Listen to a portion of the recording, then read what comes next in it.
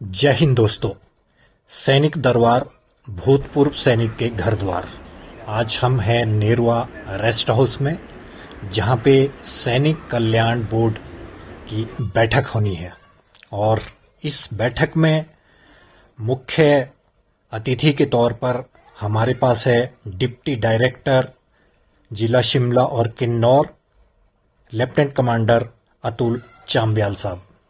और उन सबके साथ साथ है कैप्टन रतन सिसोदिया, कैप्टन हरि सिंह, कैप्टन गोपाल शर्मा, सूबेदार हेतराम कांटा और डीआर खिमटा, प्रबंधक जाखू पब्लिक स्कूल नेरवा, जगदीश सूद, प्रकाश जी, जोगीराम जी, अमर सिंह, श्याम सिंह, प्रेमचंद, तपेंद्र सिंह, कृपाराम, दयाराम, रविंदर सिंह, राजेंद्र सिंह, बिशन सिंह, धर्मेंद्र सिंह, रूप सिंह, मेहर सिंह और दुलाराम जी, ये सभी लोग आज इस बैठक में मौजूद है। और आज जो डिस्कशन होनी है, जो डिप्टी डायरेक्टर साहब है, लेफ्टिनेंट कमांडर अतुल चांब्याल साहब, वो कुछ एक वेलफेयर्स के पॉइंट बताएंगे, कुछ एक यहाँ पे सीएसडी कैंटीन का जो इशू है उसके ऊपर चर्चा होनी है, और कुछ एक सैनिक आवास जो यहाँ पे नेरवा में बनना है उन सब के ऊपर चर्चा होनी है। तो इस विषय को स्टार्ट करते हैं लेफ्टिनेंट कमांडर अतुल चांब्याल जी के संबोधन के साथ।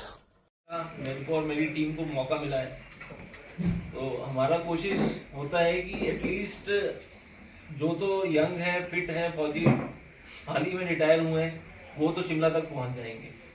पर हम चाहते हैं कि हम उस घर तक पहुंचे जहां पे कई बुजुर्ग होंगी, विधवाएं होंगी या बुजुर्ग एक्स सर्विसमैन होंगे, वहां तक हमारा मैसेज उन तक पहुंच जाए।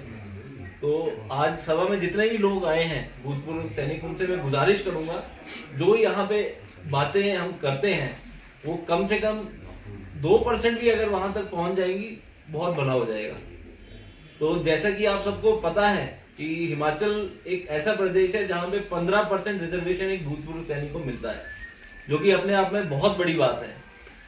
इसमें कुछ कमियां हमारे ही अंदर रह जाती हैं कि हमारे जो भूतपूर्व सैनिक होते हैं, कुछ क्वालिफिकेशन वो फौज में रहते हुए नहीं कर पाते। तो जिस कारणवश वो जो 15% वैकेंसीज है वो काफी खाली होती हैं। बट वो जो वैकेंसी खाली रह जाती हैं, लगातार सपोज अगर 3 या 4 साल वो खाली रहती हैं, तो उसके बाद क्या होता है, वो ऑटोमेटिकली वो डिपार्टमेंट उनको कन्वर्ट कर देता है वार्ड ऑफ एक्स सर्विसमैन के लिए।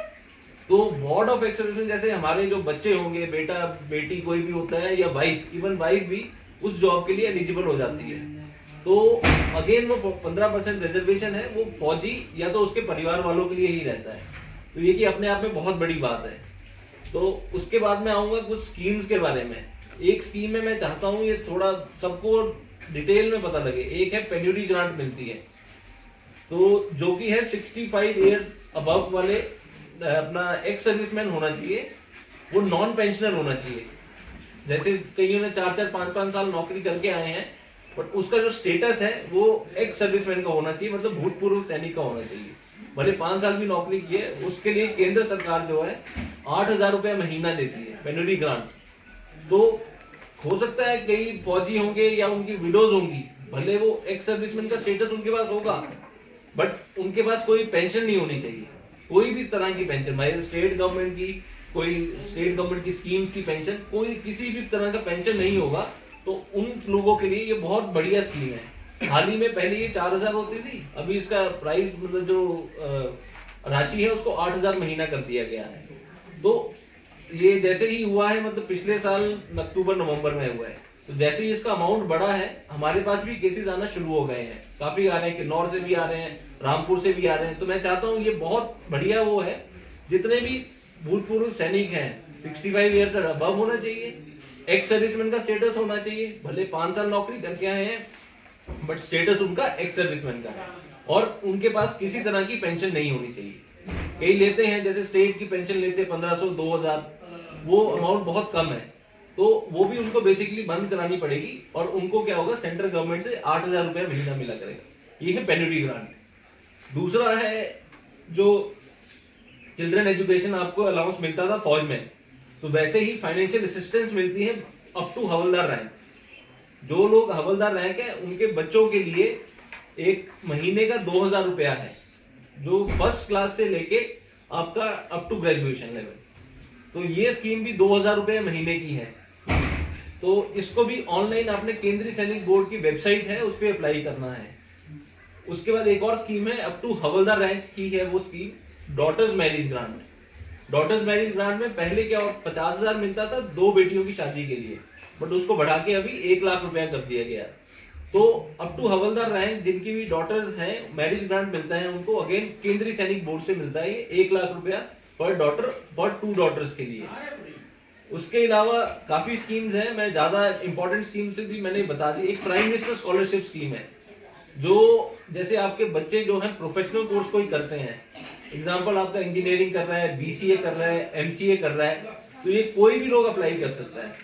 इसमें अगर आपका बच्चा, इसमें अगेन केंद्रीय सैनिक बोर्ड की वेबसाइट में अप्लाई करना है। अगर बेटा है तो उसको 30,000 पर ईयर की वो मिलती है स्कॉलरशिप, और बेटी है तो उसको 36,000 की स्कॉलरशिप मिलती है। तो again PMS prime minister scholarship scheme जो है ये all over India merit based होती है।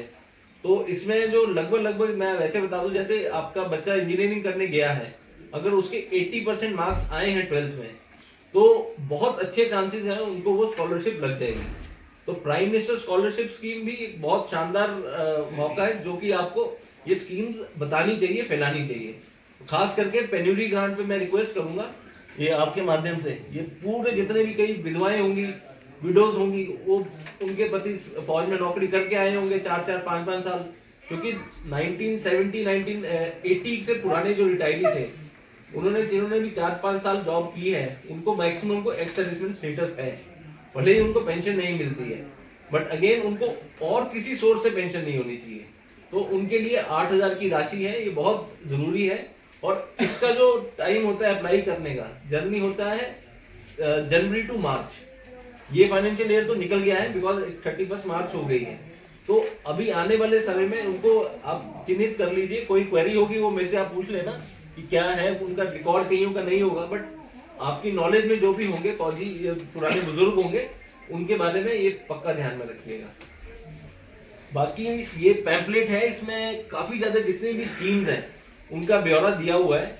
इनके 4-5 पैम्पलेट आपको भी दे देंगे, आप इनको अपने ग्रुप में भी डाल देना, ठीक है। उसके बाद मैं आता हूँ, जो फौज से रिटायर होने के बाद जब भूतपूर्व सैनिक बन जाते हैं, हमारे पास जो डॉक्यूमेंट्स हैं, हमारे जो डिस्चार्ज बुक है और पेंशन पेमेंट ऑर्डर है। अब आपकी डिस्चार्ज बुक में जो भी आपकी फैमिली के पर्टिकुलर्स हैं वो बहुत ज्यादा इंपॉर्टेंट है, भले आपकी वाइफ हो या बच्चे हो, उनका नाम और डेट ऑफ बर्थ, ये आप 100% क्रॉस वेरीफाई दोबारा चेक कर लीजिए। नाम और डेट ऑफ बर्थ आपके सिविल कागजों से मिलना चाहिए। कल को कई बार इशू होते हैं कि बच्चे का नाम गलत है, डेट ऑफ बर्थ गलत है, आपको सर्टिफिकेट चाहिए, तो हमारे हाथ भी बंधे हुए हैं एज पर रूल्स, हम भी आपको वो सर्टिफिकेट नहीं दे पाएंगे, क्योंकि हम बोलेंगे आपका जो सर्विस बुक है, सबसे जो डिस्चार्ज बुक है, वो इंपॉर्टेंट डॉक्यूमेंट है आपके लिए। बेसिकली आपकी जो गीता है वो सर्विस डॉक्यूमेंट ही है, आपका मेन कागज जो है आपका। तो उसमें आप चेक कर लीजिए वाइफ और बच्चों का नाम और डेट ऑफ बर्थ वो 100% आपके सिविल कागजात से मिलने चाहिए। तो उसमें एक और चीज आऊंगा मैं, जो आपकी बेटियां जिनकी हैं खास करके, अब बेटियां क्या है, एक तरह से उनको भी पेंशन का हकदार माना जाता है। किस तरह से, मैं आपको वैसे बताता हूँ। अगर आपकी बेटी अनमैरिड डॉटर है तो वो पेंशन का हकदार है, बशर्ते उसको she should be dependent on the parents, मतलब एक्स सर्विसमैन पे, और मतलब उन पे डिपेंडेंट होनी चाहिए। अनमैरिड है, इवन डाइवोर्स्ड है, डाइवोर्स डॉटर भी, but again she should be dependent on the parents, अपने पेरेंट्स पे डिपेंडेंट होनी चाहिए। विडो है, विडो डॉटर भी अगेन पेंशन की हकदार है, she should be dependent on parents. तो जो डिपेंडेंट का कैटेगरी है तो वो बहुत जरूरी है, अपने पेरेंट्स पे डिपेंडेंट होनी चाहिए, अगेन उनको पेंशन मिलती है। तो इसीलिए जो भी अपने कागजात हैं वो फौज के और सिविल के, जो name and date of birth should 100% match. और एक और चीज है जो आप लोगों से मैं साझा करना चाहता हूँ, एक लीगल एड सेल बना है। लीगल एड सबको पता है, जैसे फौजियों के कोर्ट केसेस होते हैं, रेवेन्यू के हो गए, कोई कुछ और केस हो गया, पेंशन केस में कोर्ट में गए हुए हैं, तो एक लीगल एड क्लिनिक खुला हुआ है आजकल। ये पिछले साल आई बिलीव अगस्त सितंबर में खुला था। तो वो क्या है, उसमें हमारे ही 2 फौजी हैं जो वॉलेंटियर हैं, पैरा लीगल वॉलेंटियर बोलते हैं, और एक वकील साहब हैं जिनका जो क्लिनिक बेसिकली वो अपना ऑफिस जिला सैनिक बोर्ड में लगाते हैं। तो उनका जो रूटीन है मैं ग्रुप पे डालता हूँ, तो आप लोगों तक बताना चाहता हूँ, वो विडोज के लिए बेसिकली फ्री होता है। कोई भी विडो है, विधवा है, उसके लिए फ्री लीगल एड है। उसका कोई केस होगा किसी का, अगर अगेन आप उनको मैसेज जरूर जाना चाहिए उन तक कि अगर उनका कोई केस है काफी लंबे समय से चल रहा है किसी कोर्ट में, तो वो उस लीगल एड क्लिनिक तक पहुंच सकते हैं। उनके नंबर भी जो मैं व्हाट्सएप पे डालता हूँ उनमें पैरा लीगल वॉलंटियर्स के नंबर भी दिए हुए हैं। तो जरूरी नहीं है, पहले उनको फोन पे टाइप कर लीजिए, फोन पे बात कर लें, वो जितने भी विडोज होंगी जैसे, तो उनको फ्री ऑफ कॉस्ट पूरी लीगल एडवाइस मिलेगी। उनका वकील का खर्चा खुर्चा जब मतलब ना के बराबर है, कोई 100-200 रुपया होगा ऐसे विडोज के लिए। और भूतपूर्व सैनिक के लिए क्या है, जैसे आपका केस है तो उसको फास्ट ट्रैक करवा सकते हैं, बट आपको लीगल एड नहीं मिलेगी। आपकी जो फौजी हैं तो उनके लिए कि जैसे एसडीएम कोर्ट में आपका कोई जमीन का केस चला हुआ है, तो आप अपने डिटेल्स बताइए, और वहां से जो शिमला में डिस्ट्रिक्ट लीगल अथॉरिटी है वो कंसर्न वहां पे कोर्ट में वहां से लेटर जाएगा कि ऐसे ऐसे इनका केस है, इनको काइंडली फास्ट ट्रैक पे कीजिए। तो ये पैरा लीगल एड का जो क्लिनिक है, इसकी अवेयरनेस भी आप लोगों के लिए बहुत जरूरी है। इसके अलावा और कोई टॉपिक राजीव साहब आया था? ये जो हमारी जमीन और जमीन के बारे में बता दो सर, ये जमीन के बारे में जो जिसका बारे में हाँ, ये जो हम अभी चर्चा कर रहे थे, जैसे सबसे जरूरी थी, मैं पिछली बार भी ये बोला था, एकता बहुत जरूरी है। हम एक्स सर्विसमैनों में अगर एकता होगी तो कोई हमें अलग नहीं कर सकता। अभी हाल ही में मैंने आपको बताता हूँ, जो डिस्ट्रिक्ट सोलन में सैनिक समुदाय भवन बने हैं, वो कैसे बने हैं, with the leads fully involving themselves, अपने आप को पूरा उसमें इन्वॉल्व करके रखा है, और उन्होंने फंड करके बनाया है। अब कईयों ने तो अपनी मतलब विद इन द लीग से ही कंट्रीब्यूशन करके बनाया है। कई लीग ऐसी हैं जैसे लोकल एमएलए या आपके एमपी हैं, वहां से फंड लेके उन्होंने 5-5, 10-10 लाख का फंड लिया है, रिक्वेस्ट किया, तो उसमें आपको मिलजुल के एकता दिखानी पड़ेगी, क्योंकि वो किसी इंडिविजुअल के लिए नहीं होगा, वो समुदाय के लिए है। तो समुदाय होगा हमारा भूतपूर्व सैनिक, ये और किसी के लिए नहीं जाना है। तो उसमें जो चीज है, ये बहुत जरूरी है कि हम लोग इसको करेंगे। अभी जैसे हाल ही में चौपाल में हमने एक बस स्टैंड में आपने देखा होगा, एक सर्विसमैन को लीज पे दी थी, जो कि लीज एक्सपायर हो गई थी 2023 में। हालांकि अभी हमने उसको कोर्ट में को केस चला हुआ है। तो वैसे ही अभी एक और जमीन हमने पिछली बार भी मैंने देखा था, मैं बोलता हूँ मेरे को कागज दो, उसका जो निशानदेही करवा लीजिए। निशानदेही के बाद आपने जो फंड्स का एक बार स्टेटस पता करना है कि आपके पास कितने फंड्स हैं, ताकि आप बना सकते हैं। फिर बीच में क्या होगा, आप लीग का और हमारा एक एग्रीमेंट बनेगा, agreement for use of land. Use of land में उसमें टर्म्स कंडीशन सब रहेंगी, बट उस तरीके से बनना है। बट मेन इंपॉर्टेंट आता है फंड्स की बात। तो फंड्स हमें जो मैंने रूट बताया है, लोकल एमएलए, आपके एमपी, उनके पास एक साथ मिलजुल के बेसिकली, तो एक साथ इकट्ठे जाएंगे तो इफेक्ट बहुत बढ़िया पड़ता है। तो उनसे रिक्वेस्ट करके कि 5-5 लाख भी अगर देते हैं तो 10 लाख में अच्छा भवन बन सकता है, मिल जाएगा क्यों? ठीक है। तो उन्होंने हमारे को किया वो बहुत जरूरी है। और मैं एमपी वो बनाया फौजी आदमी है, तो भैया कागज तो चाहिए उसके लिए, मैं क्या बोल रहा हूं, कागज तो चाहिए उसके लिए। अभी आज इसको सुनो जो गया, अभी उधर चिट्ठी बनाओ, ठीक है। अभी आज ही 2 तहसीलदार को मैं आज ही साइन कर दूंगा, डिमार्केशन ऑफ द लैंड। अभी ये प्रिंट आउट बहुत अच्छा है, ठीक है। यही खसरा नंबर डिटेल्स डाल देंगे, इसका चिट्ठी देके आज ही उनको दे दीजिए, डिमार्केशन हो जाएगी। उसके बाद की कार्रवाई आप लोगों के थ्रू होगी, ठीक है। तो ये था मेरा इतना ही, बाकी और कुछ मेरी तरफ से इतना ही है। किसी का जो क्वेरीज है, जो कई के पेंशन केसेस होंगे, लाइफ सर्टिफिकेट होता है कई विडोज का, जो बुजुर्ग हैं, तो उनको भी मैं ये चाहता हूं कि अगर ऐसा कोई केस आपके नॉलेज में भी आता है तो हमको बता दीजिए। हमारी तरफ से जैसे किसी का पेंशन रुकी हुई है या लाइफ सर्टिफिकेट नहीं हो रहा है, तो we will do our best. अगर आज किसी को पता है ऐसा कोई है, तो हम वहां जाके उनके घर जाके वो एक्टिविटी करते हैं। लाइफ सर्टिफिकेट हो गया, पेंशन नहीं रुकी हुई है, वैसा केस, ठीक है। धन्यवाद मेरी तरफ से, जय हिंद। एक प्रकार से सैनिक सम्मेलन या मासिक बैठक जो कि नेरवा में आयोजित की जा रही है। ये मासिक बैठक भी है और इससे ऊपर एक प्रकार से कैजुअल बैठक भी है, क्योंकि आज हमारे मध्य डिप्टी डायरेक्टर सैनिक board district Shimla and Kinnaur, हमारे मध्य एक ऐसा व्यक्तित्व लेफ्टिनेंट कमांडर अतुल चंब्याल जी हमारे मध्य है। और हम सब सौभाग्यशाली है कि आफ्टर रिटायरमेंट सरकार फिर से सैनिकों के वेलफेयर के लिए पूरा ध्यान रखते हैं। उस कड़ी में मैं दिल से सभी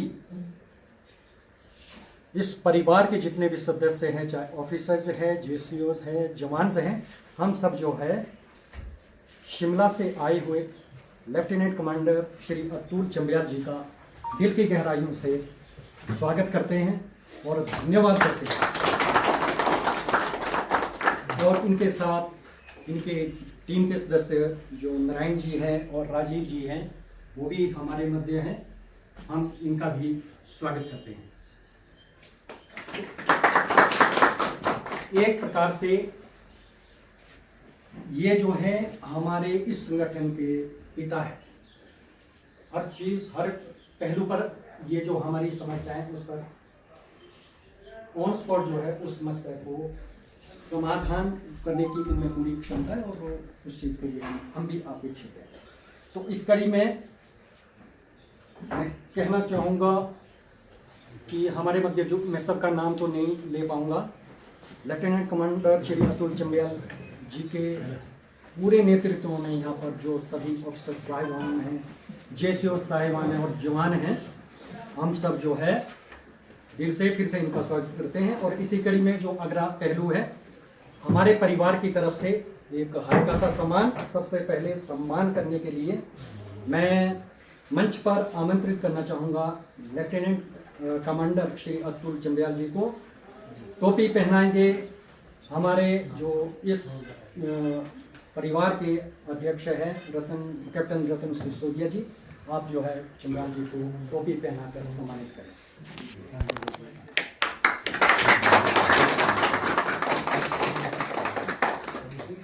इसके साथ ही मैं आमंत्रित करूंगा जगदीश सूद जी को। आप एयरफोर्स से हैं, आप जो है चंब्याल जी को मफलर पहना कर जो है इनका सम्मान करें।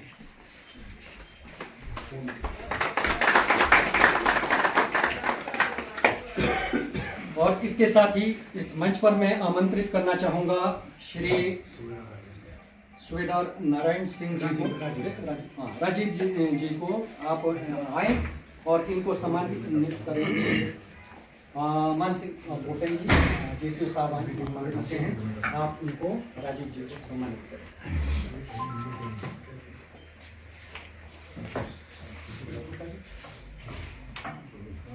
और ये मैं एक इंट्रोडक्शन के तौर पर कहना चाहूँगा कि पोटेन जी हमारे जो है इस संगठन के उपाध्यक्ष हैं।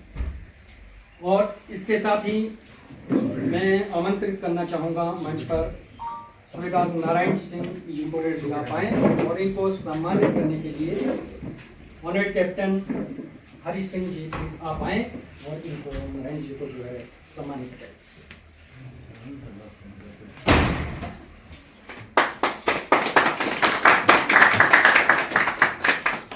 बहुत बहुत धन्यवाद।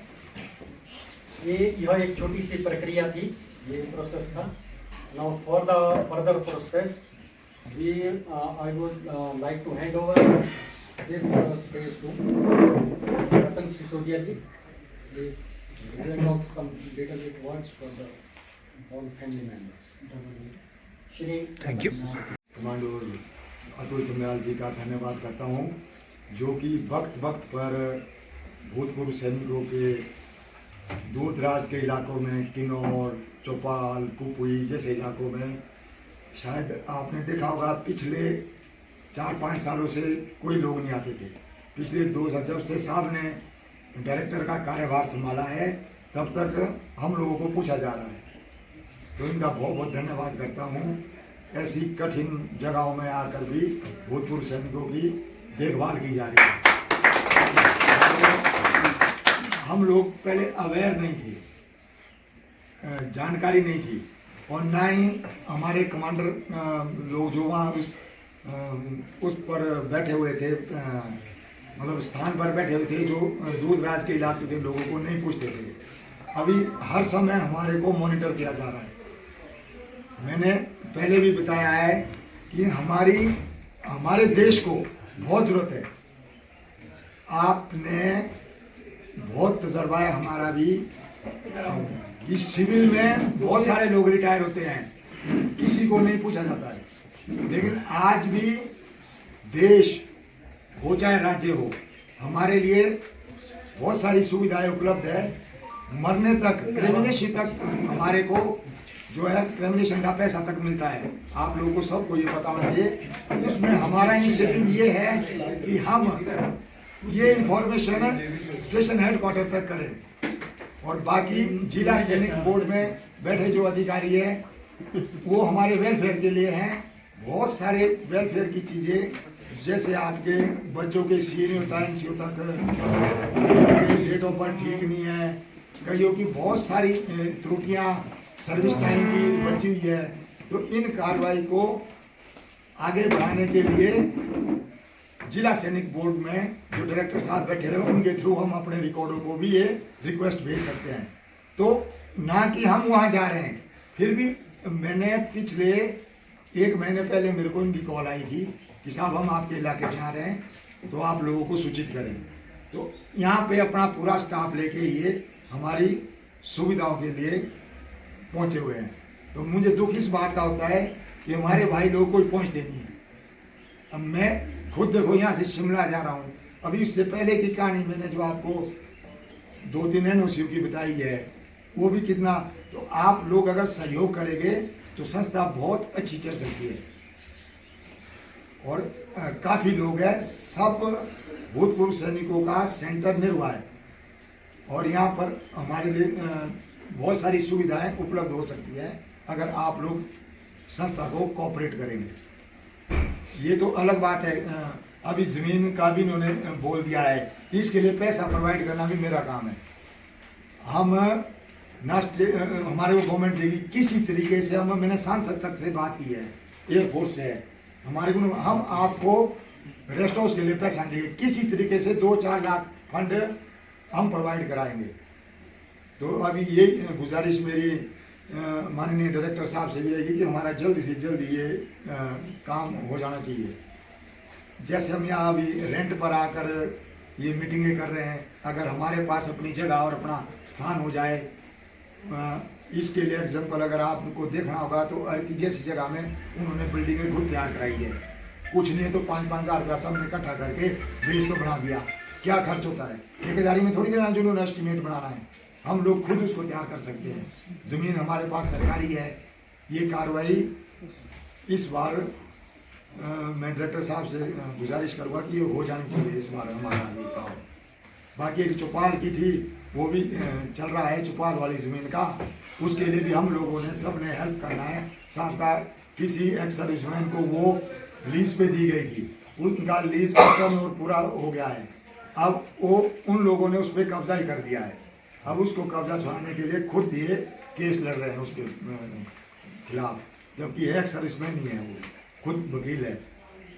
तो ये सब चीज़ें जो है तभी है अगर आप सब लोग संगठन को मजबूत करने की कोशिश करेंगे। जैसे अभी पटवारी जी को आज मैं इन मेंबरशिप वगैरह हर बार आते हैं, मेरे को पहली बार मिले थे तो मैं इनको भी ले आया। मैं कहा मीटिंग में आओ, महीने में 1 बार होती है, 3रे महीने में हम मीटिंग रखते हैं कम से कम। तो मैं ये सब चीज़ें आपको व्हाट्सएप के माध्यम से बताता हूँ। किसी भी पर्सन का रिप्लाई नहीं आता है, गिने चुने लोग उसमें रिप्लाई करते हैं, जबकि चलो नहीं आ सकते। आजकल डिजिटल ज़माना है, व्हाट्सएप के माध्यम से भी आप जुड़ जाओ, रिस्पांस दो, तब भी खुशी होती है।